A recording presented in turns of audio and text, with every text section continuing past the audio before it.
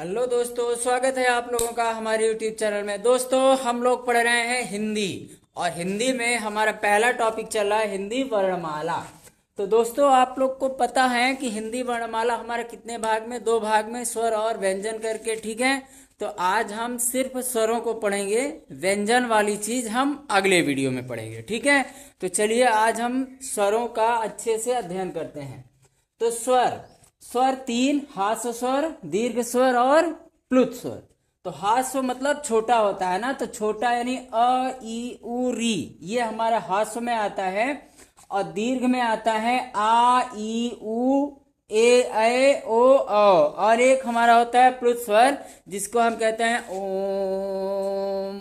प्लुत स्वर यानी तीन मात्रा। हास्य स्वर में एक मात्रा, दीर्घ स्वर में दो मात्रा, और जो हमारा तीसरा है प्लुत स्वर, उसमें तीन मात्राएं होती है। ठीक है, क्योंकि इसको हम बहुत देर तक बोलते हैं ओम।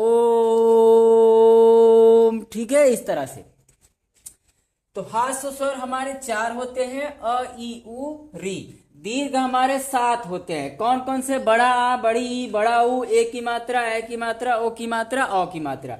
तो जो दीर्घ हमारा है, दीर्घ स्वर को दो भागों में बांटा गया ना। कौन कौन सा? पहला है हमारा मूल स्वर और दूसरा होता है संयुक्त स्वर। ठीक, संयुक्त का मतलब है कि जो एक से अधिक मूल स्वरों से मिलकर बने होते हैं। जैसे हमारा ए है, तो ए किससे मिलकर बना है? अ और ई के योग से बना है ए किससे बना है? आ और ए के योग से बना है ए।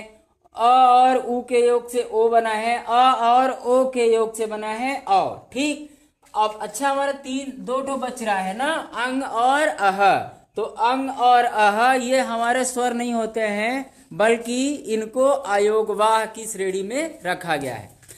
तो ये आप लोगों के लिए, जैसे आप एसएससी पढ़ रहे हो, बैंक की पढ़ रहे हो, या रेलवे का, या फिर आप आरओ एआरओ का पढ़ रहे हो ना, ये सारी परीक्षाओं में ये वीडियो आपके काम में आने वाला है।